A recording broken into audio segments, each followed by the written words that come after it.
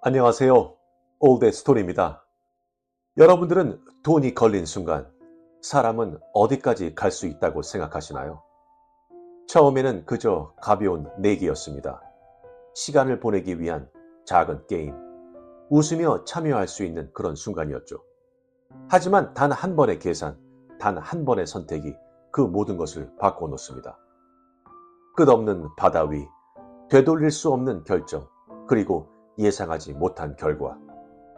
오늘 이야기는 로왈드 달의 항해의 거리입니다. 과연 그 선택은 옳았을까요? 그럼 편안한 마음으로 감상하세요. 항해의 거리, 로왈드 달. 사흘째 되는 날 아침바다는 잔잔했다. 아주 민감한 승객들, 배가 출항하고 나서 한 번도 모습을 드러내지 않았던 사람들, 조차 선실에서 나와 상갑판으로 올라왔다.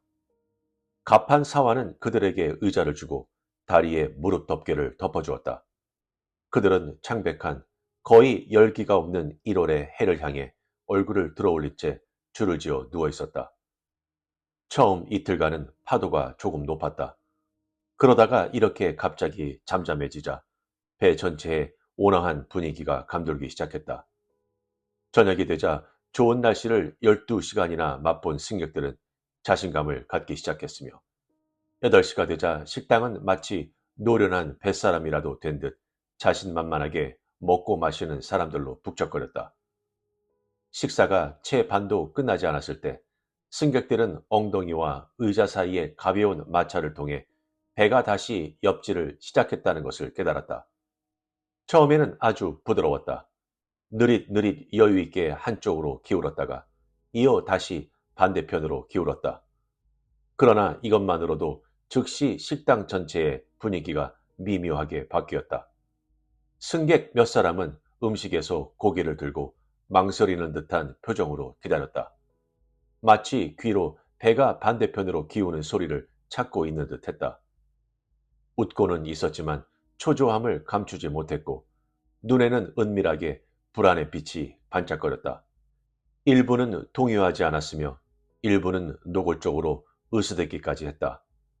으스대는 사람들 가운데 다수는 괴로움을 느끼는 소수를 괴롭히기 위해 음식과 날씨를 가지고 농담을 했다. 배의 움직임은 점점 더 거칠어졌다. 처음 엽질을 한다는 느낌이 들고 나서 불과 5, 6분밖에 흐르지 않았는데도 배는 심하게 좌우로 흔들렸고 승객들은 모퉁이를 도는 차에서 원심력에 저항하듯 의자 위에서 몸에 힘을 주고 있었다. 마침내 아주 심한 엽질이 찾아왔다. 사무장의 식탁에 앉아있던 윌리엄 보티볼 씨는 홀랜데이즈 소스를 친 데친 가자미가 자신의 포크 밑에서 갑자기 옆으로 미끄러지는 것을 보았다.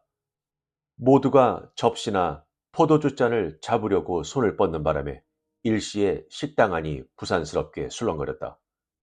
사무장의 오른편에 앉아있던 렌쇼 부인은 작게 비명을 지르며 사무장의 팔을 잡았다.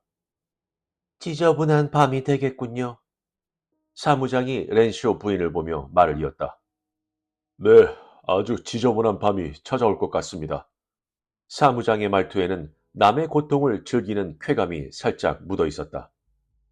사환이 서둘러 달려와 접시들 사이로 식탁보에 가볍게 물을 뿌렸다. 소라는 가라앉았다. 승객들은 대부분 식사를 계속했다. 렌쇼 부인을 포함한 몇 사람은 조심스럽게 자리에서 일어나 서두르고 싶은 마음을 가까스로 감춘 표정으로 탁자 사이를 헤치고 문을 빠져나갔다. 자, 마침내 가셨군요. 사무장은 칭찬하는 표정으로 남은 양떼를 둘러보았다. 나머지 사람들은 흡족한 표정으로 조용히 앉아 있었다. 그들의 얼굴에는 훌륭한 뱃사람으로 인정받은 데 대한 특별한 자부심이 노골적으로 드러나 있었다.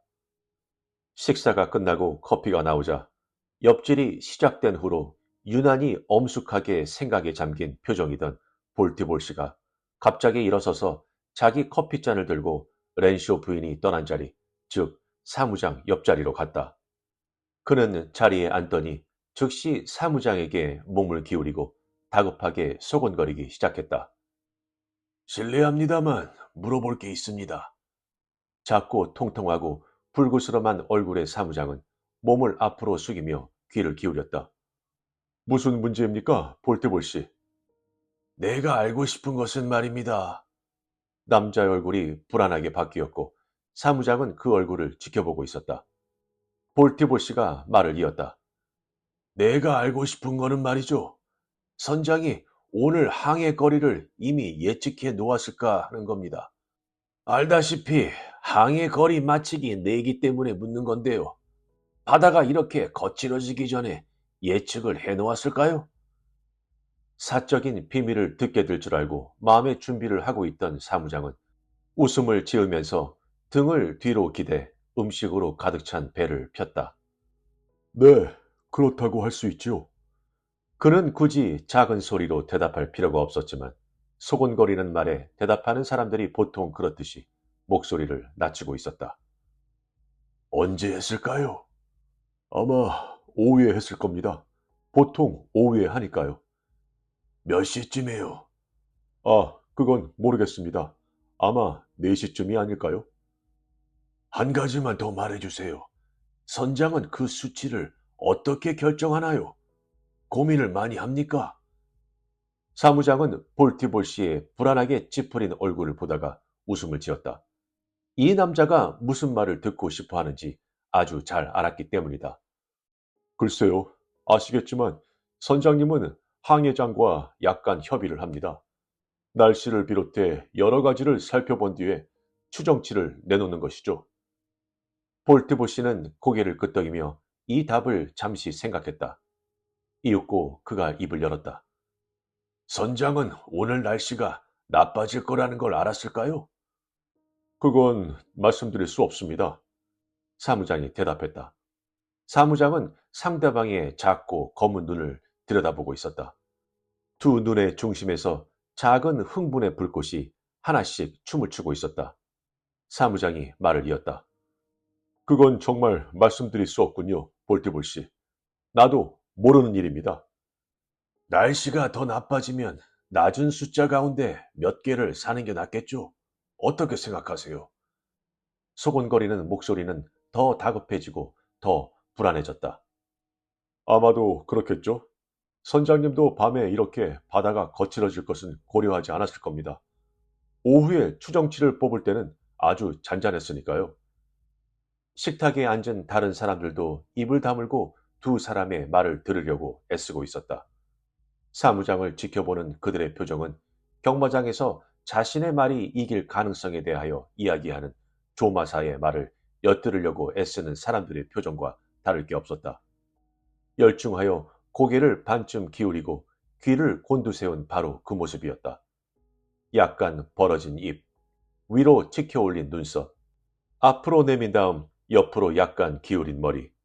그들은 말이 직접 한 말을 전해 들으려는 사람처럼 필사적으로 집중하면서 반쯤 최면에 걸린 얼굴로 귀를 기울이고 있었다. 만약 사무장님이 직접 숫자를 사도 된다고 한다면 오늘 어떤 번호를 선택하시겠어요? 볼트볼 씨가 소곤거리는 목소리로 물었다. 아직 범위가 얼마인지도 모르겠는데요. 사무장은 참을성 있게 말을 이어갔다. 저녁 식사 후에 경매가 시작되어야 범위를 발표하지 않습니까? 게다가 사실 나는 그런 데에는 별 재주가 없습니다. 아시다시피.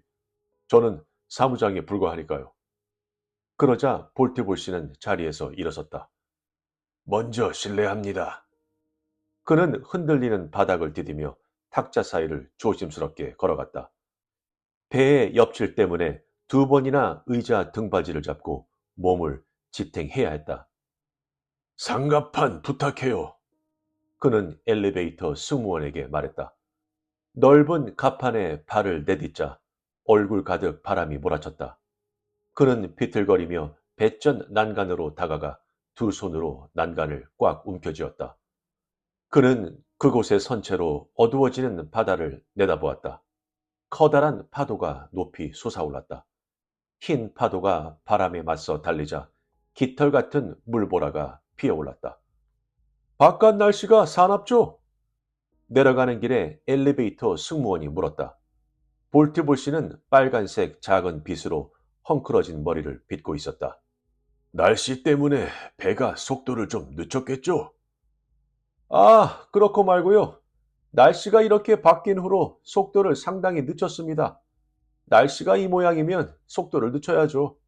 아니면 승객들이 모두 배전 밖으로 날아가게요.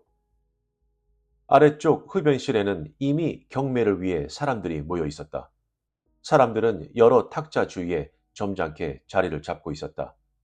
약식 야회복을 입은 남자들은 다소 뻣뻣해 보였다.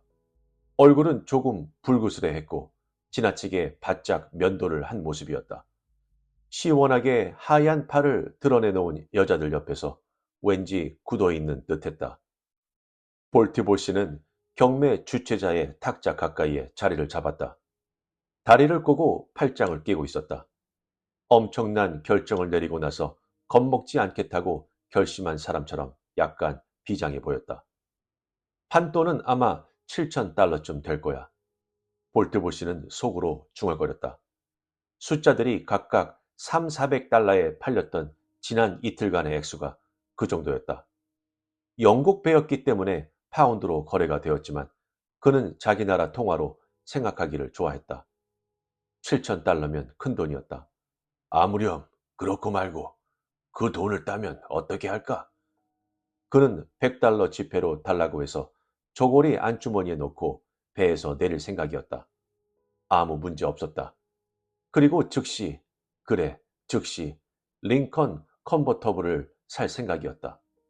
바로 차를 받아서 집으로 몰고 갈 생각이었다. 에스터가 현관문을 열고 나와 그 차를 바라볼 때의 모습을 놓치고 싶지 않았기 때문이다. 새로 뽑은 연녹색 링컨 컨버터블을 타고 문간으로 미끄러져 들어가면서 에스터의 얼굴을 보는 것. 그 맛 참 괜찮을 거야. 여보, 나 왔어. 그는 아무렇지도 않게 그렇게 말할 생각이었다. 당신 주려고 작은 선물을 하나 사왔지. 지나가다 진열장을 보니 당신 생각이 나더라고. 당신이 늘 이걸 하나 갖고 싶어 했잖아. 마음에 들어, 여보? 그는 그렇게 말할 생각이었다. 색깔 마음에 들어? 그러고 나서 그녀의 얼굴을 지켜볼 생각이었다. 경매 진행자가 자리에서 일어났다. 신사숙녀 여러분! 그가 소리치고는 말을 이었다.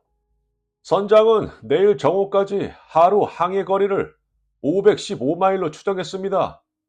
평소와 마찬가지로 양쪽으로 10의 범위를 설정하도록 하겠습니다. 따라서 505부터 525까지가 됩니다. 물론 생각하는 숫자가 이 범위를 벗어난 분들을 위해 별도로 낮은 영역과 높은 영역을 팔도록 하겠습니다. 자, 그러면 모자 속에서 첫 번째 숫자를 뽑도록 하겠습니다. 자, 나왔습니다. 512. 방안이 조용해졌다. 사람들은 의자에 가만히 앉아 있었다. 모든 눈이 진행자를 바라보고 있었다. 아연 긴장감이 감돌았다. 거는 돈이 높아질수록 긴장도 더 팽팽해졌다. 이것은 놀이나 장난이 아니었다. 돈을 건 사람이 액수를 높인 다른 사람을 건너다 보는 표정을 보면 알 수 있었다. 웃고는 있지만 입술만 웃고 있을 뿐 반짝거리는 눈은 아주 차가웠다. 512는 110파운드에 낙찰되었다. 다음에 뽑은 서너 개의 숫자도 대체로 같은 액수에 낙찰되었다. 배는 심하게 옆질을 하고 있었다. 배가 한쪽으로 기울 때마다 벽에 나무 판자가 당장이라도 쪼개질 것처럼 삐거덕거리는 소리를 냈다. 승객들은 의자 팔걸이를 움켜쥐고 경매에 집중했다. 낮은 영역! 진행자가 소리치고는 덧붙였다. 다음 숫자는 낮은 영역입니다. 볼트볼 씨는 허리를 바짝 세우고 긴장된 표정으로 앉아 있었다. 다른 사람들이 다 걸 때까지 기다려야 돼. 그는 그렇게 결정했다. 막판에 뛰어들어 마지막으로 돈을 걸 작정이었다. 그는 고향의 은행 계좌에 적어도 500달러는 있을 거라고 생각했다. 아니야, 600 가까이 될 거야. 그거면 200파운드. 아니, 200파운드가 넘는 돈이었다. 그 이상으로 액수가 올라가는 일은 없을 터였다. 진행자가 말하고 있었다. 모두가 알다시피 낮은 영역은 제시된 범위의 가장 작은 숫자 아래의 숫자 전체를 포괄합니다. 이 경우에는 505 아래의 모든 숫자를 포괄합니다. 따라서 이 배가 내일 정오까지 24시간 동안 505마일 미만을 항해할 거라고 생각하신다면 이 숫자를 사시는 게 좋을 겁니다. 자, 얼마를 부르시겠습니까? 금방 130파운드까지 올라갔다. 볼티볼 씨 외의 다른 사람들도 바다가 거칠어진 것을 눈치챈 모양이었다. 140, 150. 거기에서 멈추었다. 진행자가 망치를 들어 올렸다. 150에 낙찰됩니? 60! 볼티볼 씨가 소리를 질렀다. 방 안의 모든 얼굴이 볼티볼 씨가 있는 쪽으로 돌아갔다. 여기 70, 80! 볼티볼 씨가 소리쳤다. 여기 90, 200! 볼티볼 씨가 소리쳤다. 이제 멈출 생각이 없었다. 누가 뭐래도. 정적이 흘렀다. 200파운드 이상 없습니까? 가만히 앉아있자 볼티볼 씨는 속으로 중얼거렸다. 이대로 가만히 앉아서 고개를 들지 말자. 숨을 멈추자. 숨만 멈추고 있으면 아무도 나보다 높이 부르지 않아. 200파운드에 낙찰됩니다. 진행자의 대머리는 분홍색이었다. 그 대머리 위에서 작은 땀방울들이 반짝거렸다. 낙찰됩니다. 볼티볼 씨는 숨을 죽였다. 낙찰됩니다. 낙찰되었습니다. 진행자는 망치로 탁자를 두드렸다. 볼티볼 씨는 수표를 써서 진행자의 조수에게 건네주고 의자 등받이로 등을 젖히며 일이 끝나기를 기다렸다. 판돈이 얼마나 모였는지 알기 전에는 자러 갈 생각이 없었다. 마지막 숫자가 팔리고 나서 계산을 해보니 2100파운드가 조금 넘는 금액이 나왔다. 그러면 6000달러 정도라는 이야기였다.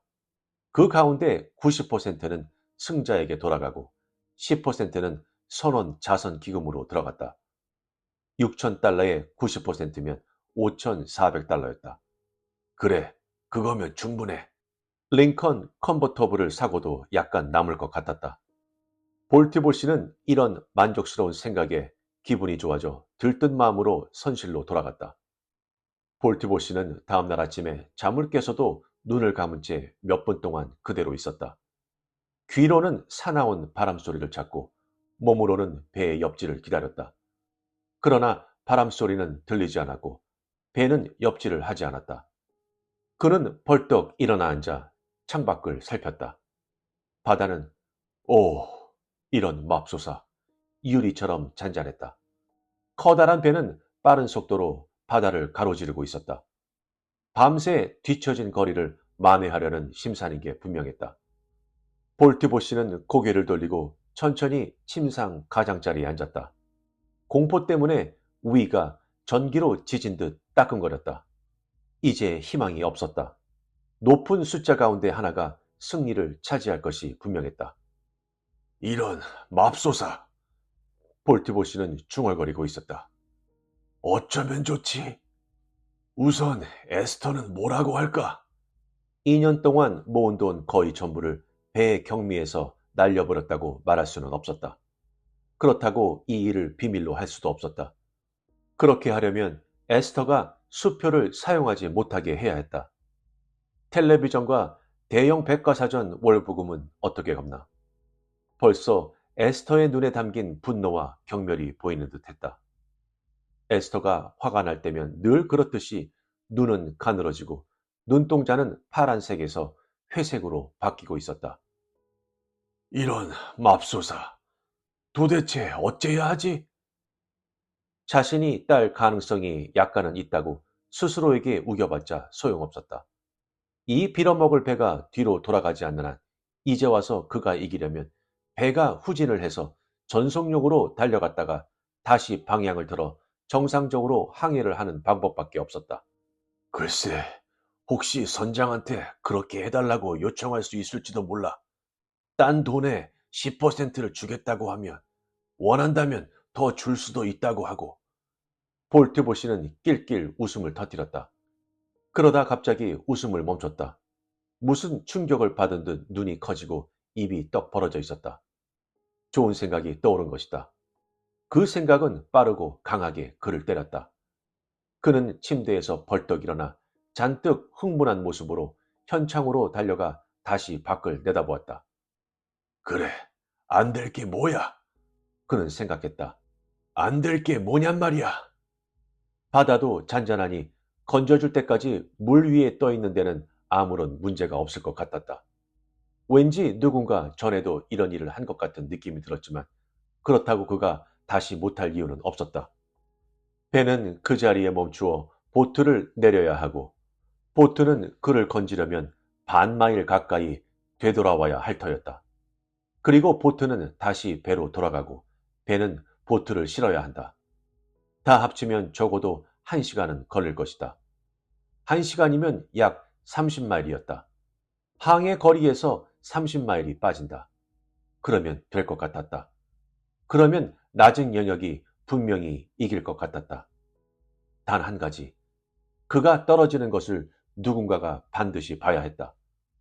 그러나 그 문제는 간단할 것 같았다. 옷은 가볍게 입는 게 좋을 것이다. 그래야 헤엄을 치기 쉬우니까. 운동복. 그래, 그거야. 갑판에 테니스를 치러 올라가는 것처럼 옷을 입어야지. 셔츠에 반바지. 그리고 테니스화 차림으로 가는 거야. 시계는 놔두고 가야지. 지금 몇 시지? 9시 15분. 그럼 빠를수록 좋아. 당장 해치워 버리자. 빨리 해야 돼. 산정 기준 시간이 정오니까. 볼트보시는 겁에 질린 동시에 흥분해서 운동복을 입고 상갑판으로 올라갔다. 그의 작은 몸은 엉덩이가 넓고 위로 올라갈수록 좁아져 밑으로 처진 어깨는 아주 좁았다. 그래서 어쨌든 형태상으로는 개선주를 닮았다. 희고 삐쩍 마른 다리는 검은 털로 덮여 있었다. 그는 조심스럽게 갑판으로 나와 테니스화를 신은 발로 살금살금 걸었다. 초조하게 주위를 두리번거렸다. 눈에 보이는 사람은 한 명뿐이었다. 나이 많은 여자가 배전 난간에 기대어 바다를 내다보고 있었다. 발목이 아주 굵고 엉덩이가 거대했다. 페르시아 양가죽으로 만든 외투에 목깃을 세우고 있어 얼굴은 볼 수 없었다. 볼트보시는 멀찍이 가만히 서서 그녀를 신중하게 살폈다. 그래, 저 여자라면 될 거야. 볼트보시는 속으로 중얼거렸다. 저 여자라면 누구 못지않게 잽싸게 사람이 물에 빠졌다고 소리를 지를 거야. 하지만 잠깐, 천천히 생각해보자. 윌리엄 볼티볼. 천천히 생각해보라고. 몇 분 전에 선실에서 옷을 갈아입었을 때 했던 말 기억해? 그 말 기억나? 가장 가까운 섬으로부터도 1000마일이나 떨어진 바다 한가운데서 뛰어내린다고 생각하자 가뜩이나 조심스러운 볼트보시는 유난히 용이 주동한 태도를 보이고 있었다. 그가 뛰어내린 뒤 눈앞에 보이는 이 여자가 사람들에게 바로 알릴 거라고 절대적으로 확신하기에는 아직 일렀다. 그의 생각으로는 혹시 그녀가 그렇게 하지 않을 경우 가능한 이유는 두 가지였다. 첫째, 그녀가 귀머거리거나 장님일 가능성. 그럴 가능성은 희박했지만 만에 하나 모르는 일이었다. 따라서 모험을 할 필요는 없었다. 미리 그녀와 잠시 이야기를 해보기만 하면 금방 확인할 수 있는 일인데.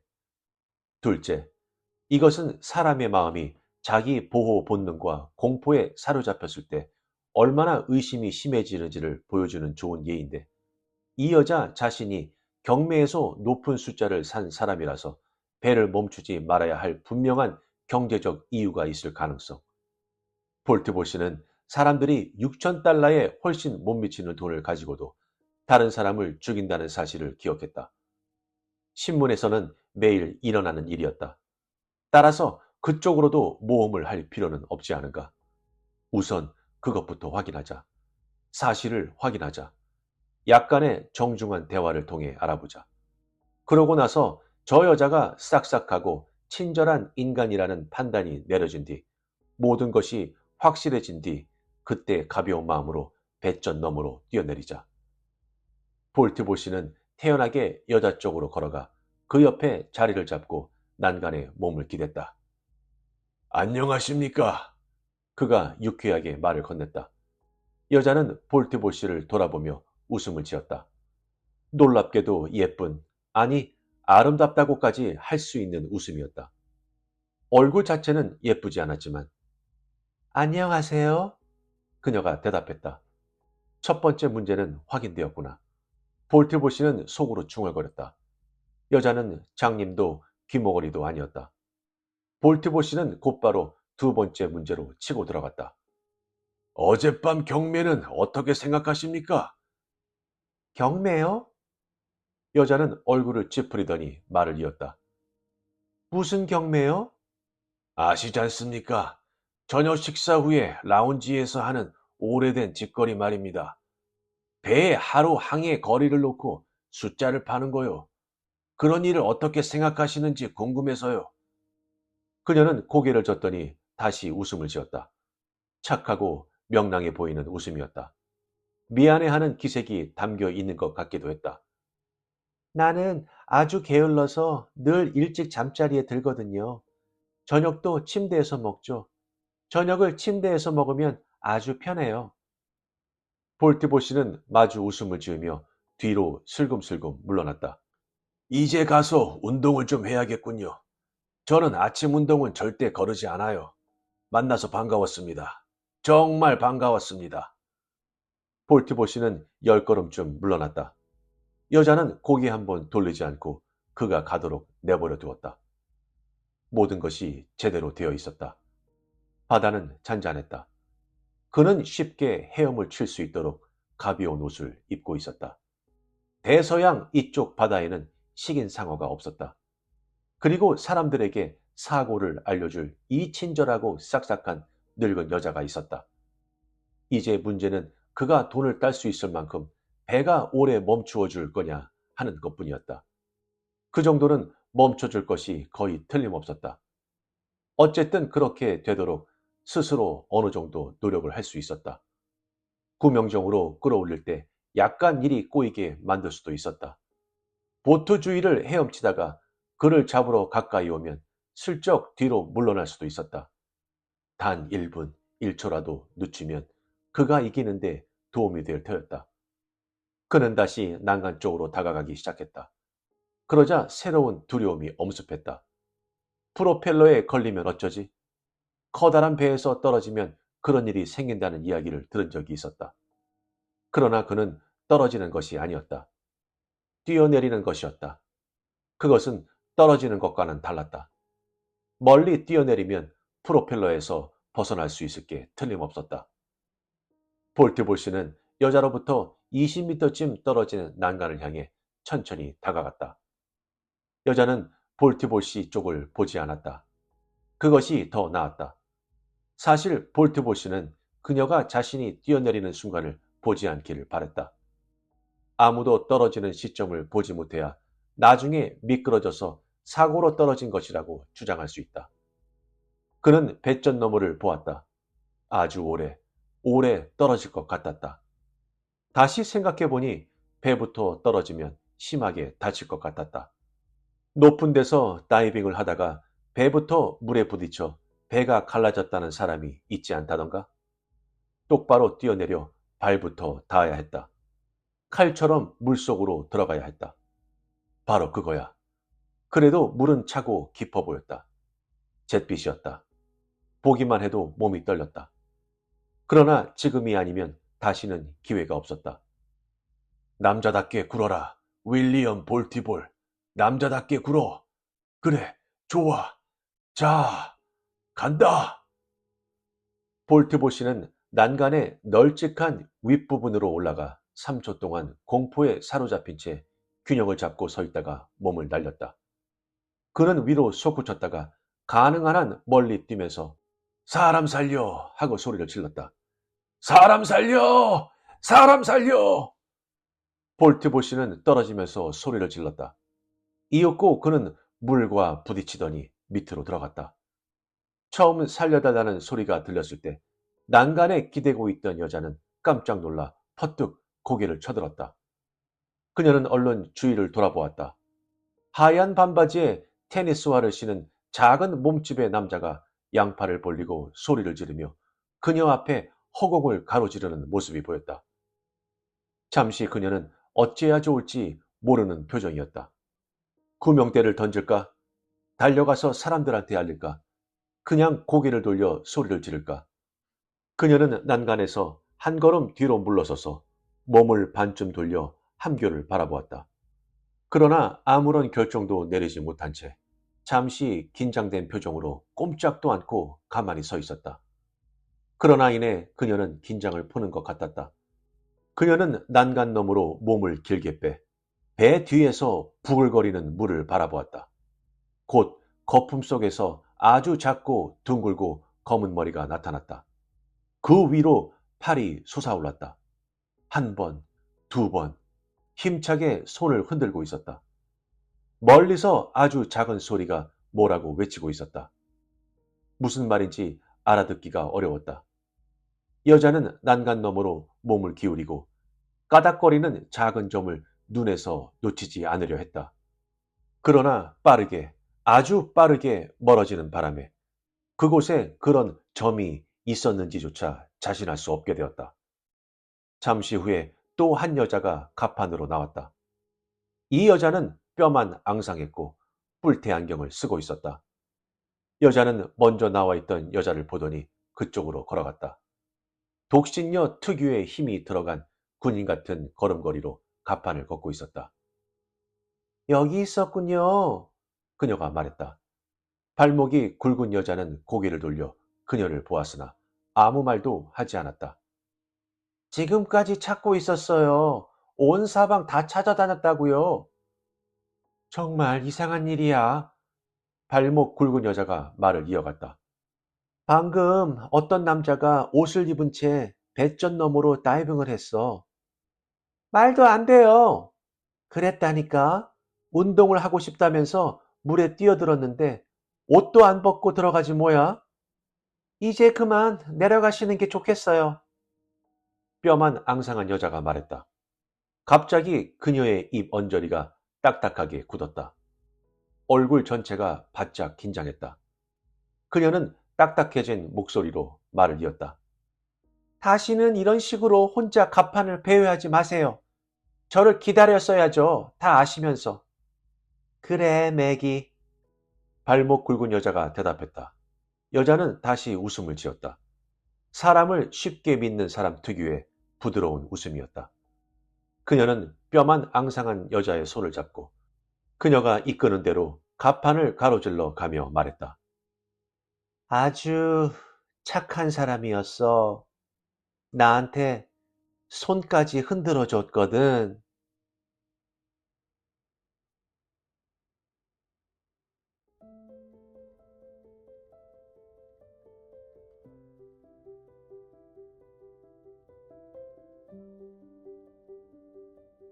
어떠셨나요?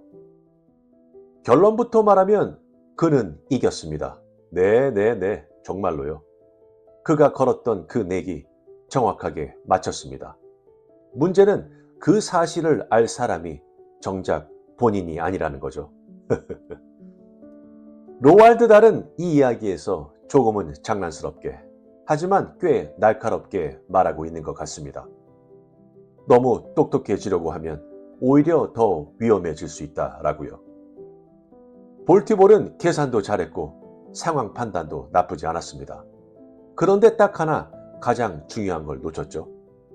바다에 뛰어드는 건 생각보다 위험하다는 것. 사실 이 이야기를 듣고 나면 조금 웃기기도 합니다. 아니 왜 그걸 그렇게까지 해? 싶은 생각이 들잖아요. 그런데 또 한편으로는 우리도 비슷한 선택을 할 때가 있지 않나요? 조금 더 이익을 보려고 괜히 무리수를 두거나 굳이 안 해도 될 위험을 감수하는 순간들 말이죠. 여러분께 질문 하나 드리겠습니다. 만약 여러분이 볼티볼이었다면 그냥 지는 걸 받아들였을까요? 아니면 이 정도는 괜찮겠지 하면서 같은 선택을 했을까요? 솔직하게 댓글로 알려주세요. 구독과 좋아요는 영상 제작에 많은 힘이 됩니다. 감사합니다.